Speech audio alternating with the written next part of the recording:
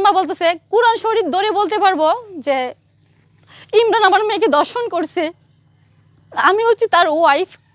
একটা ওয়াইফ রাইখা কিভাবে সে দর্শন করে বলেন? সে তো অবিবাহিত ছেলে না যে সে দর্শন করবে। আর প্রিয়া খানের থেকে আমি মনে করি যে আমি যথেষ্ট সুন্দরী, তার থেকেও আমি কম না।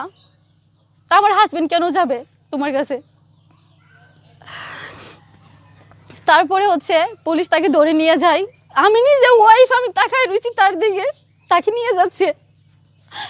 আমার ইচ্ছা করছিল তখন আমি লাভ দিয়ে আমি কিছু একটা করে ফেলি, যে শুধু শুধু আমার হাজবেন্ডকে ধরছে মিথ্যা অভিযোগে, মিথ্যা আসামি তাকে দেওয়া হয়েছে, সে কিছুই করে নাই। তারপরে নিয়ে ওরা চলে গেছে।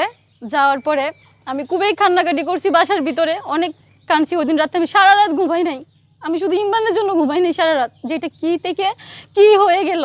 আমি শুধু তাকে বাধা দিছি যে প্রিয়া খান তুমি কথা না বলো আমার হাজবেন্ডের সাথে, আমি কষ্ট পাই, আমি একজন ইমরানের ওয়াইফ হিসাবে আমি কষ্ট পাই, তুমি কথা বললো না, প্লিজ তুমি কথা বললো না। আমার কোনো কথা শুনে নাই, ওর মোবাইলটা পর্যন্ত আমি নিয়ে প্রমাণগুলো বাই করতে পারছি না।